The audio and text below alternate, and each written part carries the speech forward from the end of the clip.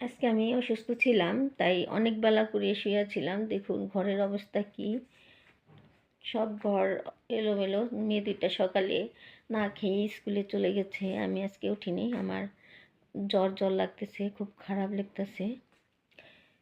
এখন ঘুমের থেকে উঠলাম, 9টা বাজে। দেখুন কীরকম ঘর এলোমেলো। এই যে সকালে মেয়ে দুইটা না খেয়ে চলে গেছে, খুবই খারাপ লাগতেছে। এই যে আমার ঘরের টরের অবস্থা। মেয়ে দেখুন মেয়ে দুইটা বই টইয়ের অবস্থা খুবই খারাপ লাগতেছে। এখন আমি প্রথমে ঘরগুলো ভালো করে গুছিয়ে নেব। দেখুন এগুলো সব কি অবস্থা হয়ে আছে।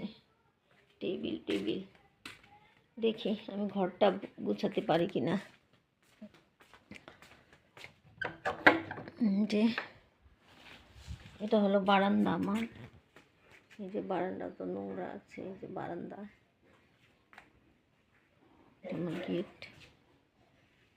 অবস্থা সোফায় এক গাদা কাপড়, এখানে ক্যালেন্ডার, ডায়েরি, ওই যে কি এলোমেলো। আমি অসুস্থ থাকলে আসলে মেয়ে দুটা সারাক্ষণ পড়ালেখা করে তো,